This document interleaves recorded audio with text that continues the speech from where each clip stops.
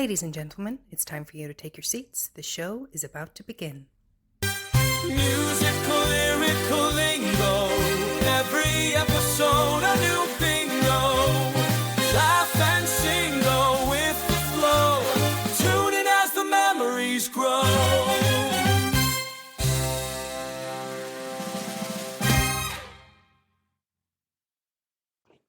Hello and welcome to Musical Lyrical Lingo. We're your hosts, Tim and LJ. Today and every week we will be discussing musicals, but specifically what they taught us. And you can tell the video's on with all your hand actions. Well, and your nod of the head there, you were like, go. Because go. You started really lively and I was like, oh, he's Oh, really? Did I? Yeah, you were like, dum. It's just me. So I was like, oh, I'm gonna Was I more uppity than I normally am in the intro? I felt like you were. I question that. Okay, maybe it was just your deep breath, and then I was like, oh, he's doing something different. I need to do something different. Maybe I've been working on my breath control. Underwater. Anyway, we're back. We are back. All good? Yes, all good. It's been a very busy week filled with theatre in my house. Yes, and you're working 9 to 5 or 10 to half 11. It doesn't fit in the song. Anyway, yes, you had a wee jaunt away, didn't you? We did, and I can't wait to talk about it. What did you do? Good. We went to Dublin. The dub. Valley of the Clyde. I think I said that right. And we went and watched Book of Mormon. Very good. So you have seen it, and I am seeing it in a couple of weeks' time. Is it good? I loved it. Okay, good. So we're in for a good show, are we? Yeah, brilliant. absolutely.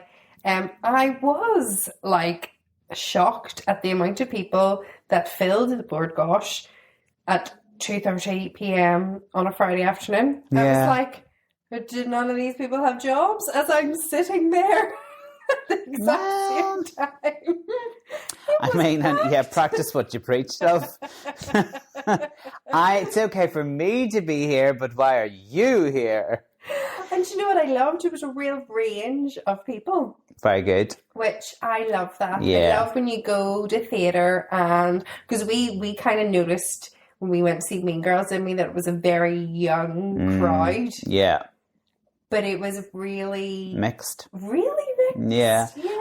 And you haven't seen it live before, have you? No, so you've only heard the soundtrack. Yeah. Okay. So it was. Were you shocked?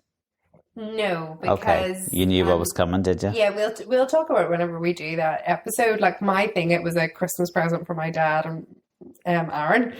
So I was just more worried. I wanted them to enjoy it. Yeah. South Park would be on in our house. Yeah. So. Well, more importantly, let's ask the man himself. EP, Aaron, did you like it? Oh, he gave a wavy, shaky hand. He wasn't sure. I was almost sure you would have liked it. No, that's quite interesting. You know what? We'll leave it until we do our Book of Mormon episode. But you know what he did say? What? And it actually made my heart flutter. It just didn't beat Back to the Future.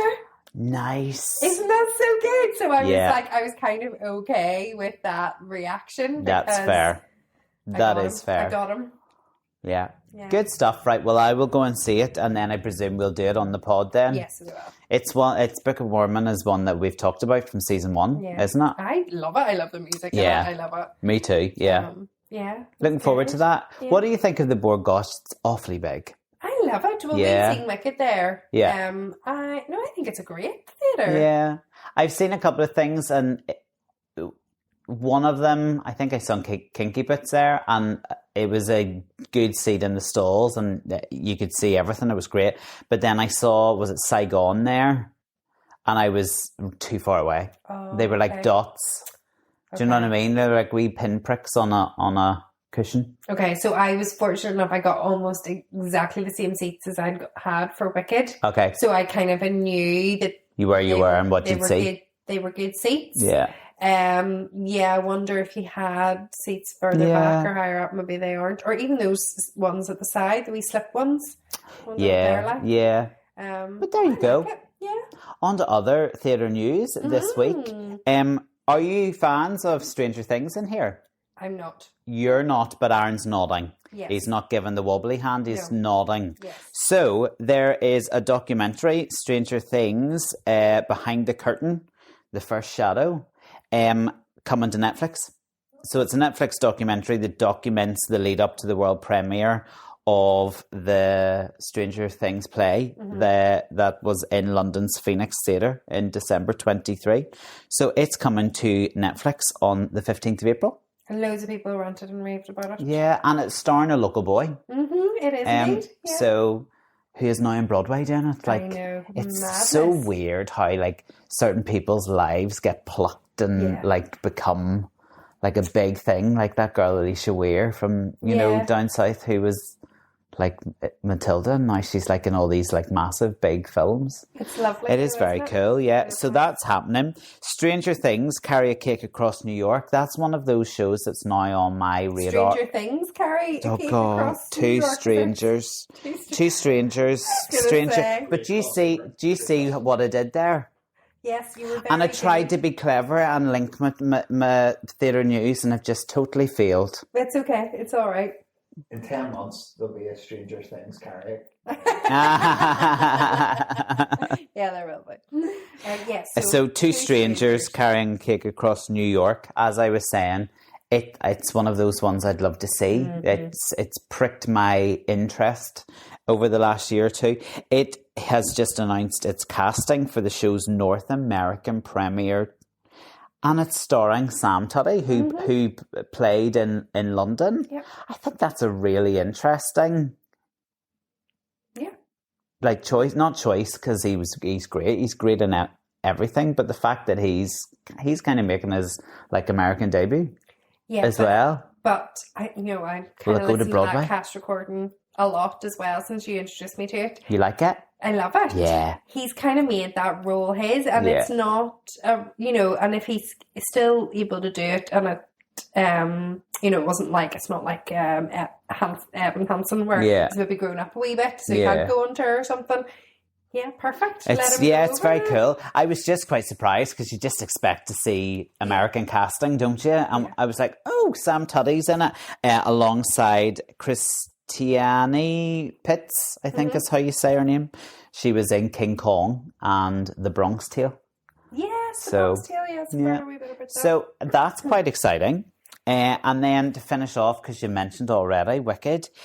So the Wicked film has now, it topped the charts at the US highest grossing film of 2024, earning 56.9 million. And they have just released like a new image for Good. Yeah. And it's exciting. And then popular pair Emma Kingston and Zizi Strelin have now opened in the West End as the new Alphabet and Glinda, respectively. Yeah. They opened from the 25th of March. So, and that show, Wicked, is entering its 19th year in the Apollo Victoria Theatre, isn't that? Crazy. I remember seeing it a couple of times or so, do like. Yeah. Crazy as well that it's been going in the same theatre for so long. Like Les Mis is probably the only one, and obviously it's not in its original theatre anymore, but like there's not very many, and the Mousetrap. That's it. And the only shows I've ever seen in that theatre were Starlight Express and Wicked. Really? Yeah. I've seen nothing else in there. Yeah, well, that's probably me too. Yeah, because it seems to be one of those venues that had just always had very long running musicals. Do you know what I mean? Like Starlight Express was there for years. Yeah. Looking forward to this. When am I going to see it? Sunday. This Sunday I will be seeing. This Sunday. Yeah. That's exciting. Seeing Starlight Express and the Troubadour. What you think of it. Yes, I know. I can't wait. I will definitely come back and give you the rundown. Yeah. You know me. I can't hold my water. I'm excited. Shall we move on to this week then? Now, you, as in what we're doing this week. Oh yeah, but I mean, like, there was also a really big TV event on. Oh, but we can't talk about the Olivier's because you haven't watched them. I mean, we can. We can just say, like, it was really great. But you don't know if it was really great. You could be getting it all completely wrong. Well, let me ask you, did you enjoy the Olivier's? I did enjoy the Olivier's. What did you think of their choices for performances? So there was MJ, there was do you know what? You see this MJ thing? I'm just not interested. I know, me too. And you'll watch the performance. I was like, why is that what you've chosen to show at the Olivier's? Like, I just don't get what the hype is. Anyway, hey ho, it didn't win Best Musical. But do you not find that? Do you remember, like, but it was Oklahoma. Do you not find they go there. Sometimes choose weird sections of musicals to showcase at the Olivier's? And it's the same as Starlight Express. Like, Starlight Express did a bit, and they did I Am the Starlight, like a two-hander. Mm-hmm. I'd have had them all flying around the place. Maybe health and safety. Titanic was great. Yeah. I thought their section was fab. The opening number, actually, with Beverly Knight and Billy Porter was very good. What else was there? I'm trying to remember. Yeah, it was a bit like a lot of it was not very memorable, but then it's on so blooming late that I was falling asleep for half of it, to be honest with you. It was lovely that my good friend Imelda Staunton won her 5th Olivier Award for her Hello Dolly, because she was thoroughly deserving. But as were all of those girls, to be quite honest with you. Do you know what annoyed me? What? Leighton Williams, he won an Olivier for actor in supporting role, right? It wasn't even televised. Yeah. And I was just like, that's really poor. Like, that's really poor. This is what I don't understand about the Olivier's. I don't understand why it can't be on live. Yeah. Like, we've got, like, the National Television Awards and all are live. Yeah. Like, there's plenty of awards. Or even with the 10-minute time delay where you can make any editing changes you need to make. Do you know what I mean? If somebody decides to strip down butt naked, then at least you have 10 minutes to do something about it and not televise it live. Do you know what I mean? But yeah, it was a bit of a meh. And there still was no category for wigs and and makeup and all that. Which is bad. Because theatre can't happen without those wonderful 1,000%. However, it has made me want to go and see Benjamin Button. Yes, but I felt that from the Big Night at Musicals. The Big Night at Musicals. Yes. National Lotteries concert one. Yeah. So that's why I wasn't really going to talk about it, because you have been working 9 to 5, 10 to 11, 24 hours a day. I have. That you haven't watched it yet, which is shocking considering you do a musical theatre podcast. I know, but we'll move on. I've seen, in that time frame, I've also seen 3 musicals, so, you know. Okay. Is this a competition? No, I'm just saying, as well as working, I just haven't seen the Olivier's, but I have seen musicals. Your life is one big musical. My life is one big, and I'm going to another one tomorrow night, so it's going to be. What are you seeing tomorrow night? Footloose. Oh yes, okay, lovely. I like a bit of Footloose. Where have all the good men gone, and where are all the... And we'll move on. We've done that, haven't we, on the pod? No, we're doing that. Like, in 2 weeks. Are we? Is that on the list? Yes. Well, you see, that's what I mean. Like, I knew it was in my head somewhere. I just presumed we'd done it. No. Oh, well, spoiler. I like Footloose. Honest to goodness. Couldn't have told you. Let me just check my list here. Oh my gosh, he doesn't believe me. No, I do believe you. Just remind himself. Yeah. Oh, blooming heck. We're very organised, aren't we? Yes. Fantastic job. Okay, great. What are the other ones there? Oh, right. Okay. Oh, that'll be fun. Let me just continue with this. Let's get on to this week's then. Okay. I forgot to start a timer as well. I've no idea how long we've talked for. It's okay. We'll get a wee nod from EP. EP. He's not listening. So this week we are doing a musical, which I struggle with. I struggle with you sometimes. I'm just putting it out there. Right, that's lovely. This week we're doing a musical. My goodness, you would think after 3 years you could introduce the musical that we're looking at. Why do you struggle with this? Because you can't play the game. I can't play. Excuse me. I'm just checking. How rude. I wonder, I would love to know what our listeners think we're about to talk about. Like they're going, what game is actually a musical? I know. That's a really good... Do you remember back in the day when we used to give clues and then we sacked that off? I know. We're doing Chess. We're doing Chess. Chess the musical. We're doing Chess. By Benny Andersson and Björn Ulvaeus. Yes. Famous from ABBA, of course, the pop group ABBA. Man. Yeah, they did the lyrics. Ulvaeus and did the lyrics with Tim Rice, and Tim Rice also did the book. Yes, that's right. So they did the music, and then discuss why are you struggling with Chess? I struggle with Chess. I just don't love it, and I feel bad saying that in front of a bell because I associate this musical with the bells. My father, though, not me. Okay, but did your mum not like it as well, or did she not? Or did she just like Josh Groban? We just like Josh Groban. Okay, that's all right. Yeah. I felt like it was going to be another Oklahoma situation. No, and to be honest, like I didn't really know much about Chess until Josh Groban played it. Do you know what I mean? It was like No, not really. No. It's one of those things. Obviously, we'll probably get onto it, but there's a very famous song from Chess that was very famous, and like it's a go-to musical staple now, isn't it, for two female singers to sing I Know Him So Well. So obviously I always knew that song, but I never knew what that song was from. Do you know what I mean? And then they did a revival of it starring Josh Groban and Idina Menzel and Carrie Ellis, all names that I was aware of. Yeah. David Badella as well, who I flippin' love. Yeah. Marty Pello, who I hadn't a clue who he was, and then realised he was wet. But then I don't know, I'm dry. Do you know what I mean? I didn't know wet was a... Is that I feel it in my fingers, I feel it in my toes, I pick it and I flick it everywhere it goes? Yeah. Yeah. So, you know, like, but they were all in this revival, and it was a concert version of the show, which I think is also very important. Yes.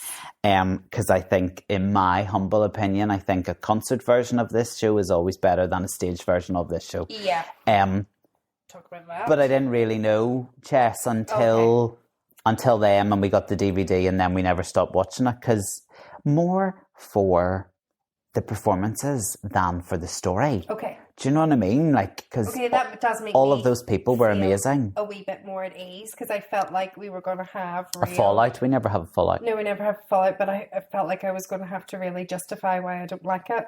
Well, no, it's not that I don't like it. So I don't love it. Okay, she doesn't love it, folks. So do we just not talk about it then, or do we? No, we're definitely going to talk about it. So, I want to know why you don't. Are you going to explain at some point why you don't like it? Probably. Okay, great. Looking forward to that. So it is based, or is it set during the Cold War? So it's a story involving the politically driven Cold War era chess tournament. It's a chess tournament. Okay, so between two grandmasters. Yes. Who are experts in chess. Yeah, okay. And the thing about the whole Cold War thing is one's an American player and one's from the Soviet. Yeah, and then they end up fighting over a woman, but only one is really in love with the woman because... So the woman manages the American grandmaster, but falls in love with the Russian. Yeah, so she manages one player and falls in love with the other. Okay. I mean, that's quite a good, like... gritty kind of like storyline. Oh, it is. It's just a wee bit boring. No, well, I don't think so. Competition. They're involved in a competition, and someone's aide then ends up like going for the other camp. Like, you know, that's quite. Yeah, I just struggle. Like, my son loves chess, my husband loves chess, and my dad loves chess. The musicals? No. The game. And I just struggle with that there would be that much attention around chess players. So what I said at the beginning of the episode is right. You don't like this show because you can't play chess. I can play chess. Clearly not very well. Can't play it very well, but I can. Don't listen. You don't need to defend yourself to me because I can't play chess. Also, I'm in your camp of I don't have any interest in learning how to play chess. Well, no, I quite like chess. I mean, I was once bought a Simpsons chessboard for Christmas. No idea what they were thinking. What? Sorry, what? Yeah, I know. It's like, let's pick the worst gift to ever give Timothy. But you know what's really quite nice about the story? It's now in my classroom in my golden time, and we boys take it out every week and play chess. That's not me being sexist or anything. It just so happens that it's the wee boys in my class that want to play with it. Yeah, I think it's really nice though. Yeah, that's I was like, do you know, you're playing with that more than I ever did. Yeah. Because when I lifted it from the roof space, I think it was unopened. Never touched. Very strange. Yeah. It's a weird game of chess, that. But then there's the whole, like, life's a game of chess. Yes, no, You I know, get it. all of and that. I get the whole Cold War thing, and that Cold War was a big, I think this is what Tim Rice's inspiration was, that the Cold War was like a game of chess. It was like an American move and then the Russians move, and it was a bit like that. And it just so happened that there was this major chess tournament going on during that time, because it said that the American Grandmaster, who in the West End version is only ever referred to as the American and Russian, well, in Broadway they give them names, isn't that right? And yes, because this is another one of those musicals that's a bit mixed up in that there's two versions. There's the British version that came first, and then the American version that kind of used a bit of the British version but changed a lot of other bits. And then it seems to be that revivals since then have almost been new versions within themselves, trying to take the best bits of both. Do you know what I mean? Yeah. Tim Rice had long wanted to write a musical about the Cold War, and he originally had spoken to Andrew Lloyd Webber about it, because obviously they had been already working with each other. And then, months to a year, I think, maybe passed before it was ever brought up again. And at that point, Andrew Lloyd Webber had moved on because he was in full flight with Cats. That's right, yeah. And it was American producer Richard Voss who suggested actually working with Andersson and Ulvaeus, because at that point they were interested in pursuing projects that were outside of the ABBA stuff. That's right. Because I thought that was always, when I first came across chess, I thought it was really bizarre that, Benny and Björn were involved in a musical. Yeah. Do you know what I mean? I was like, that's weird. How did that ever happen? But I always kind of knew chess, and it was always referred to as that's the ABBA musical. Yeah. Not the ABBA musical, but like the ABBA, I knew there was a connection to it. And I did always go, oh, that's a bit weird. Yeah. And then only knew the song. I know him so well, which I feel is a bit jarring and doesn't really fit in.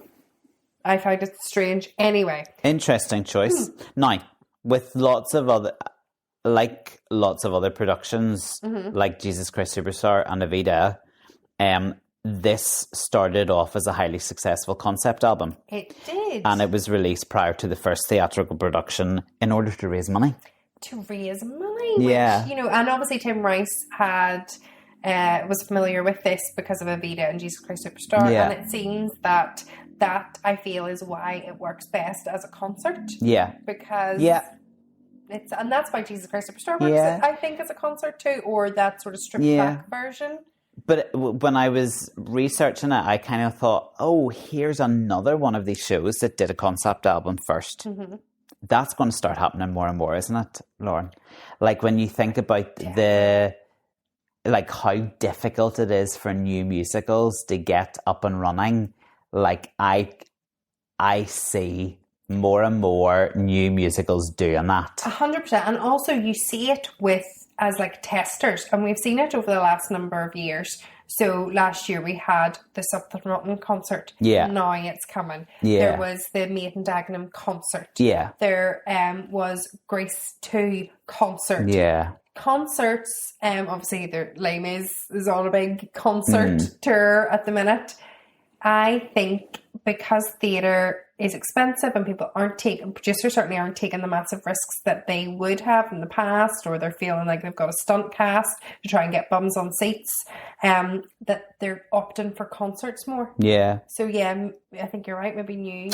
Because actually the way there's a Hunchback of Notre Dame concert, they've added another date. So it must be quite, Yeah.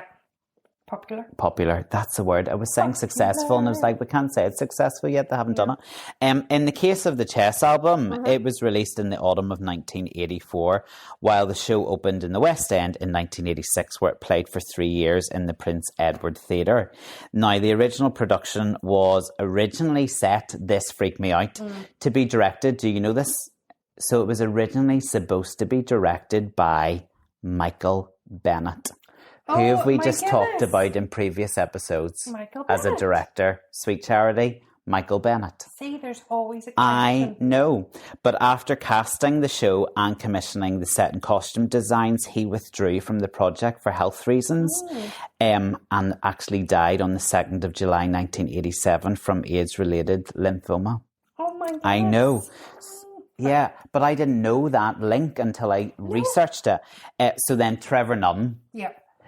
Who we know as the director, he took over. Now, 3 principal singers from the concept album were Elaine Page, Tommy Kerborg and Murray Head, and they all reprised their roles on stage. However, Barbara Dixon, who is well known for that duet with Elaine Page, she was unable to appear, and Siobhan McCartney played the part of Svetlana.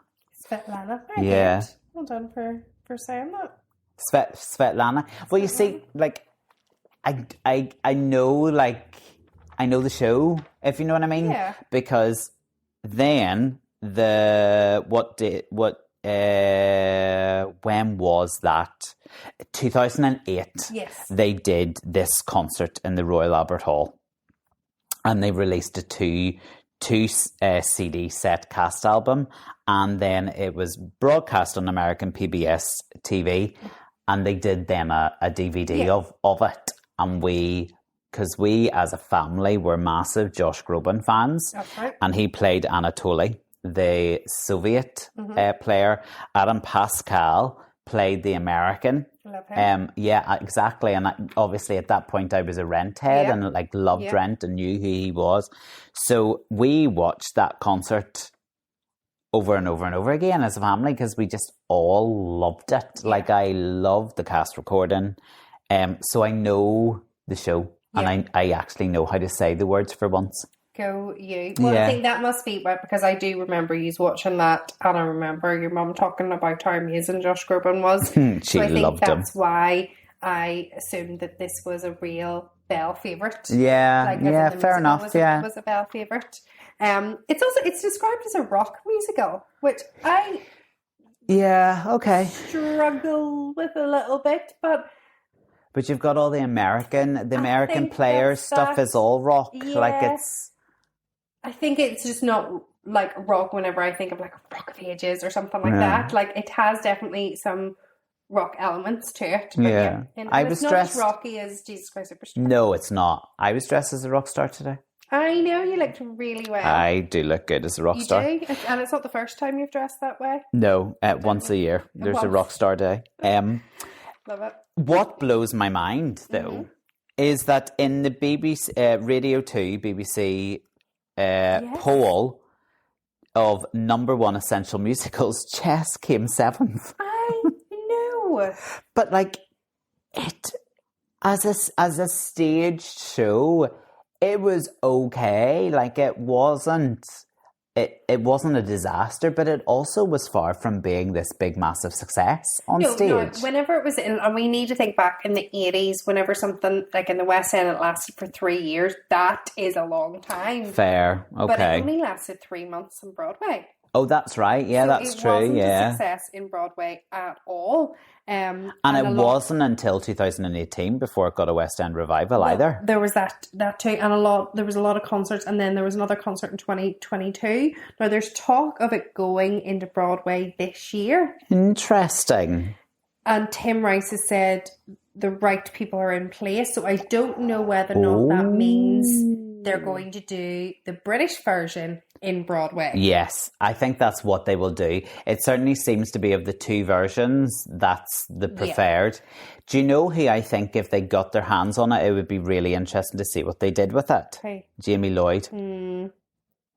It just, there's something about him, his style, and this show, I'm going, that could be really interesting. Yeah, true.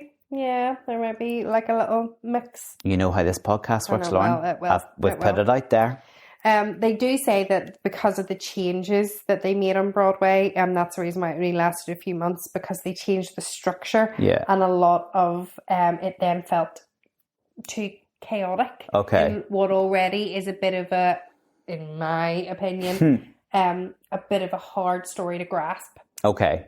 Fair. Yeah. So, it does say that chess then, overall becomes the metaphor for romantic rivalries, competitive gamemanship, superpower politics, and international intrigue. Yeah, that's it. In the 1986, my birthday year, Olivier's, it received 3 nominations for Best Musical and then Best Female Performer for Liam Page and Male Performer for Tommy Kerborg. And then in the 1988 Tony Awards, they got 2 nominations for David Carroll and Jodie Kume.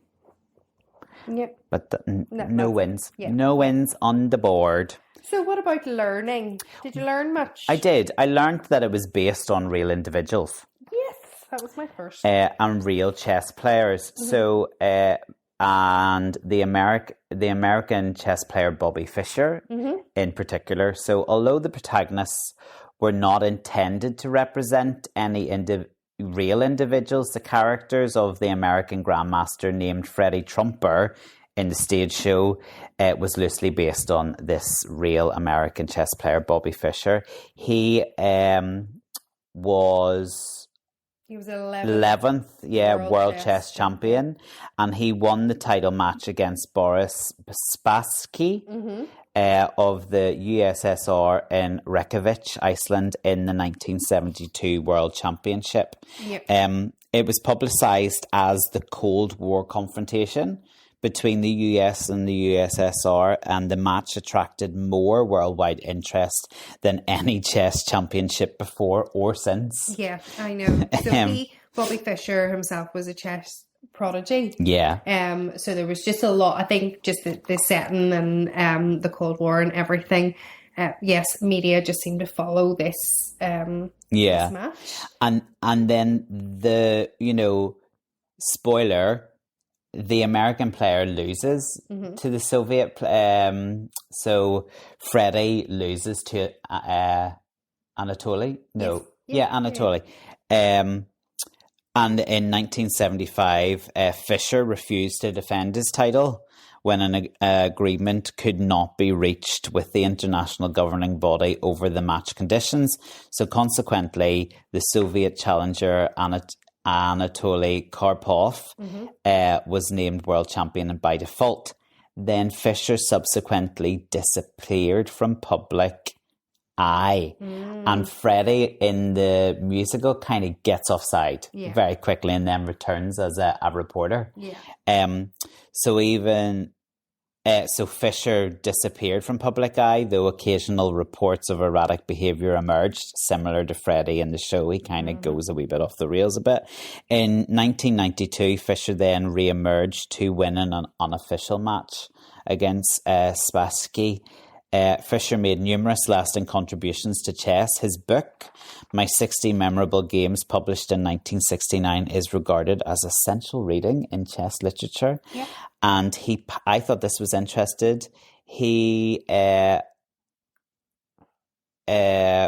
up with patented the chess timing system that added a time increment after each move, which is now standard practice in top tournaments and match play. That was Bobby Fischer. I see. Yes, there's lots and lots and lots of videos. With Bobby Fischer. How to play chess with Bobby Fischer. And then I suppose from the other side, so that's looking at the American player, but then if we look at Anatoly, elements of the story, his story may also have been inspired by the chess career of Russian grandmasters Viktor here we go. Korchnoi. No, that's terrible. And Anatoly Karpov. So Viktor was considered one of the strongest players never to have become world chess champion. He was a Soviet champion that also defected in 1976, leaving his wife and family behind. That kind of links into the story. Yeah. Anatoly Karpov, his chess tournament success is included over 160 first place finishes, and his 102 total months as world number one is the third longest of all time. Is it impressive? Yeah, it's impressive. It's not impressive, but it is very interesting that they took real chess players' careers, lives, storylines, and they basically...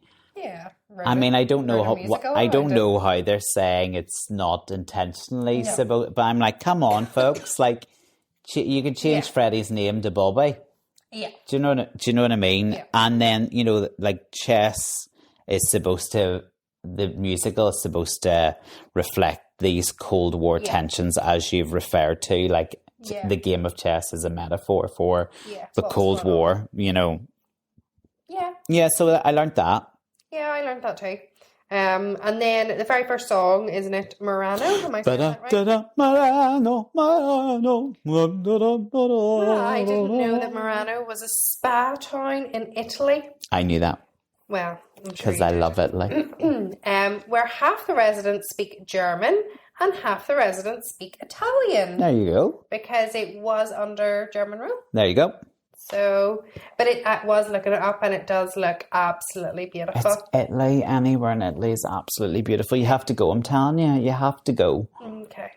Could we do that for our big birthday? I went to say it there. Oh. I can't say it on the pod. It's too also, embarrassing. it says no fitter burgers, and that is not burgers that you eat. It is BURGHERS. And that means it's medieval word for social class of townspeople, often a member of the middle class, and burghers are free people who are subject to, I can't say it, municipal law, is that right? Municipal law? Municipal. I've said it wrong and now everybody doesn't know how to say it, but anyway. Municipal. We'll come back to it. Municipal. That's it. Yes, that's it. Confusing us all there. I always say something wrong. So it's a nice wee staccato number, isn't it? I love it. Yeah, it is. And I like there is like, so you said about it being a rock musical. There's also like certain parts that are very like almost choral. Yes. And I love that. I like the mix of it all. Do you know what I mean? But yeah. I also, it has a ABBA Can't wait to hear what's coming. It has an ABBA Shocking that, isn't it? I wonder why it might have a wee ABBA feel to it. And we all know how I feel about ABBA. So I feel like this Careful. is the way, I know, but I don't love ABBA. I don't understand what is wrong with you. That's maybe why I don't gel with it. Because I'm like, it's ABBA. Fair. And that, my sister does love this musical and loves the songs. Oh, does she? Yeah. Interesting. But she loves ABBA. See? So, there we go. Did you know all the chess lingo? Oh, I'm going to say yes. No. Did you not? No. So, but like I genuinely, so we've mentioned it already a couple of times, Grandmaster, like that's a title awarded to chess players by the World Chess Organization. Apart from World Champion, Grandmaster is the highest title a chess player can obtain. Once achieved, the title is held for life, though exceptionally, the title can be revoked for cheating. Stay with us. We'll be right back. Love the catchy tunes and insightful discussions on musical lyrical lingo? Why would you not? Now you can reap your fandom. Ooh, we've got fans. And show off your love of all things musical theatre with our exclusive merchandise. Ooh. From comfy tees, T-shirts, mugs to stylish tote bags, we have something for every fan. Our designs are inspired by the show's iconic themes. because we are so iconic. And featured playful quotes, alpha, ba, and graphics that will have you humming along I will never work again. wherever you go. So head over to our merch store now and start shopping. Spend your money, people. And don't forget to share your pics on our social media using hashtag podcast musical lyrical lingo merch. We love to see our fans rocking our gear. Yes, we do. Happy shopping. Well, that would be right. You can't have a grandmaster who's... But isn't that cool? Yeah. We wouldn't be grandmasters, my love. No idea. And then Gambit. Now, I haven't watched the Netflix program. It's boring. Okay, so, That's my opinion. but in one of the songs, is it Story of Chess? Maybe no, it's the song that the Arbiter sings. I am the Arbiter. That one. Yeah. He sings, but there's no Gambit. I don't see through. Yeah. And in chess, a gambit is a chess opening in which the player sacrifices material, usually a pawn, with the hope of achieving a resulting advantageous That's position. right. So your gambit is sometimes is the first move that you're willing to, as you've said, sacrifice, so that you will then get a potential position of advantage. Yeah. As the game moves on. Yes, there's the Queen's Gambit on Netflix, which lots of people Yes. rant and rave about. I started it. I didn't like it. That's just my personal opinion. I know that one of my very dear friends, Evan, absolutely loves it and was horrified that you didn't like it. Didn't like it. But you see, I also struggle with people getting titles like World's Strongest Man. So to me, like that sort of getting like Grandmaster in chess, I'm like, well done. But But you have to earn that. That's a wee bit I just unfair. don't see the point in being the world's strongest man. But that would be like saying I don't see the point in being really good at something you're really good at. It's just because you're not the world's strongest man or you're not the world's best chess player. Not even second. You've a lot of work to do. I just don't see. Right, fair. That's all right, love. I know. And then he sings, I'm moving on quick for you. From square one, he'll be watching you 64. Because who knew there was 64 squares on the chessboard? I did know that. Did you? I didn't actually know that an arbiter is a person or entity empowered to make a judgment. Yeah, so like adjudicator or judge. Yeah. Just didn't know that was another name for it. Now, do you think the story of chess is right? What do you mean? So it starts, and I think the British version starts with, I don't think this number is in the American one. Okay. So it starts with the story of chess, where basically they're talking about how chess came about.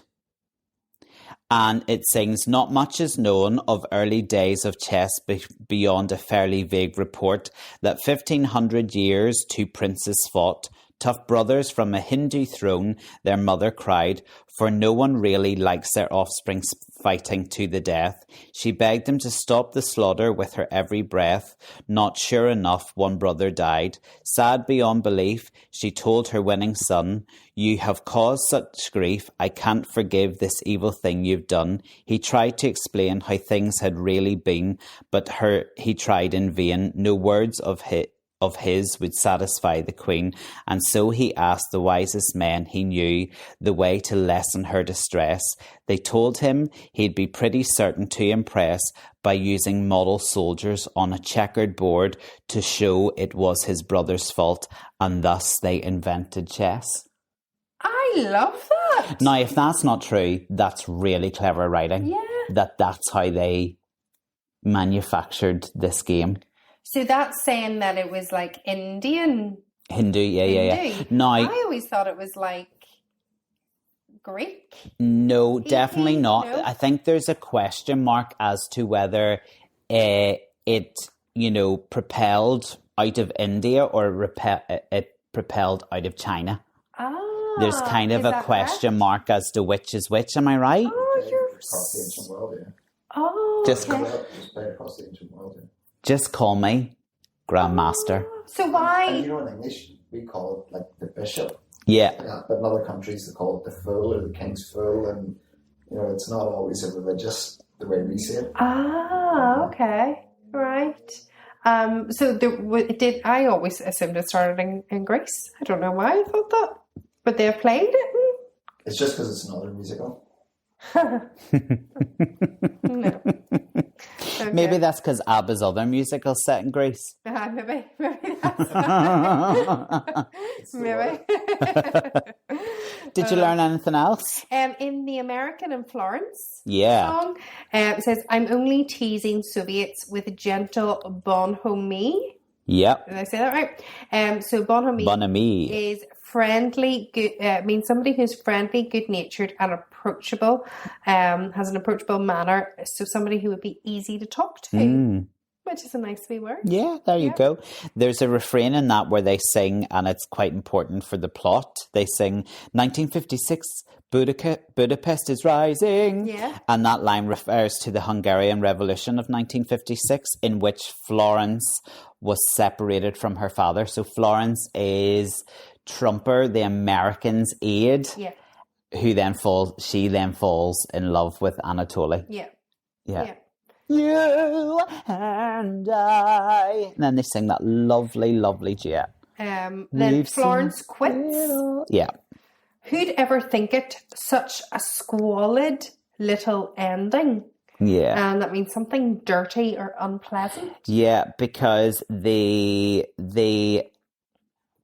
Soviet team and aides kind of manipulate her a bit in saying that, you know, we've heard from your father is alive. Yes. If you can get Anatoly to do this in order to win the game, then you will see your father again, he will be released. And then at the very end of the show, when it has all gone to plan and Anatoly has won, they kind of turn around to her and say, who knows if he's alive or not. Yeah. Totally just played her, and it's so heartbreaking. Idina Menzel, that's one of the best. I think her playing Florence is one of the best performances I've seen her ever do. Wicked included. I just thought she was amazing. Interesting. Yeah. Yeah. But that kind of links into that line too. Okay, just dirty play. Unpleasant. I do like the song, and I feel the passion in it. Whenever he is singing about his country and how he's being so passionate. I can't remember the name of the song. Anthem. Anthem, that's it. Yeah.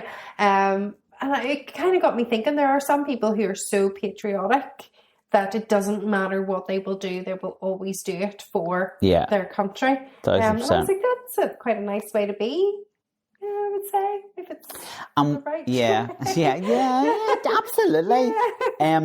And you could listen to Anthem. Anthem is another one. I know him so well. Yeah.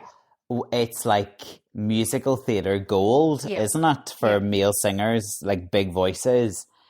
But then when you understand what the song's about, it takes on a completely different layer, doesn't it? Mm-hmm. Yeah, I do think the music in this musical's really good. I will say One Night in Bangkok is a brilliant song. Yeah. And I think that it's one of those earworm songs. It's just stuck in your head, and it has been stuck in my head for a week. And it's so different from every other song in this show. Yes.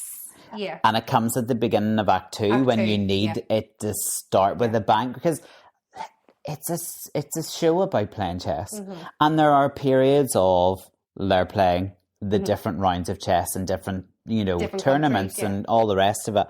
Now, I love a bit of orchestral. Mm-hmm. I love those bits of music.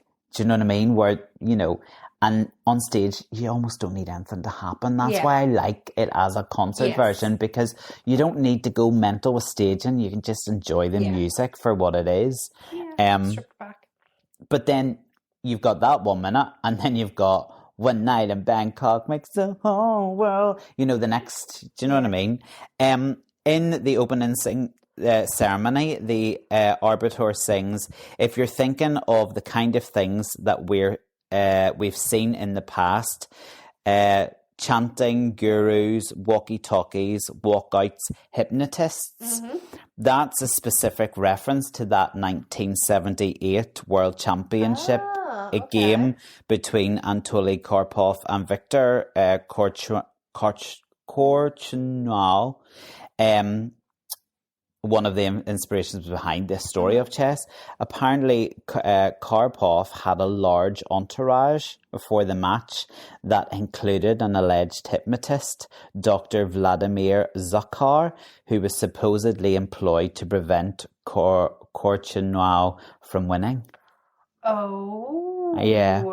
There you go. Interesting. I know him so well. We've talked about that song loads, haven't we? Yeah. So, did you know that the chorus of the song was actually based, of course you knew because you're a massive ABBA fan, I forgot. The chorus of that song was actually based on I Am an A. Yes. Which was, yeah, a song that they had but didn't do much with. And so it was an ABBA song. They have performed it live during their 1977 tour, but they've never officially released it, and you can only really see it it circulates on some bootlegs out there, but that's the only place you can see it. Yeah. Yeah. Do you not feel that that song, I can't stand it. Okay, because you know it with Elaine Page and Barbara Dixon and that very iconic music video. Yeah. It feels like it doesn't fit into that musical. But it was written for the musical. So then when Carrie Ellis and Dina Menzel, sorry that I keep going back to them, but that's my experience of chess. I've seen it on stage once. I saw a UK tour of it, and I think it was the one that Craig Revel Hallwood directed and choreographed. Yeah. And it was quite clever because they were actor musos, but they also played the pieces on the chessboard. Like that's how it was kind of set. But apart from that, those are my only two experiences. But it makes more sense within the show. Do you know what I mean? And I think because they were so good at it, you can, because let's be honest, it's a bit comical. Do you know what I mean? Like the Barbara Dixon and Elaine Page one now, because so many people have done it, like sketches of it. Do you know what I mean? But I think when you see it in the show and you're in the show, do you know what I mean? You're in the zone. Yeah. Okay. Interestingly, Elaine Page and Barbara Dixon never met during the recording of that. They recorded both of their bits separately. That's so interesting. That's so funny because they're obviously meant to not look like they're looking at each other, but and they're literally not. Yeah, literally. And it remains in the Guinness Book of Records as the biggest selling UK chart single ever by a female duo. Well, and again, it's another earworm that once it's there and it's in your head, and you're like, get it out. But it's very easy to pull the leg. No one in your life. We should do that. We so should. We have to do that. Let's do that. No one is. Who are you? Are you EP? Are you going to be EP? No, I'll be Barbara. But I took one to be with you. I'm turning into Cher. Cher would be great recording that. Cher's done every single piece in West Side. She could do both parts. Wasn't it good? Oh, so good. Wasn't it fine? Oh, so fine. Isn't it madness? She can't be mine. Anyway, we move on. Do you have any standing ovations apart from my singing? Apart from your I'm going to go One Night in Bangkok. Okay. Because I do, even though it reminds me of ABBA, I feel like it's a really good opening act 2. Okay. I feel like it's a good opening of the second act number. I like, you kind of feel like there's something gritty or something going on as well. So yeah, that's my standing ovation. It's one of those musicals where I go with the alternative rather than the big well-known song. So obviously Anatoly's big number is Anthem. I'm not an Anthem guy. I'm a Where I Wanna Be guy. I love that song that he sings. Where I wanna be and who I wanna be and doing what I always said I would, and yet I feel I haven't won it all. Yeah, that Are is you actually impressed? good. I know the Yeah, words. that's very good. I actually don't mind Pity the Child. Yes. Either. That's Freddie's one, isn't yeah, it? Pity the child. Da, da, da, da, da.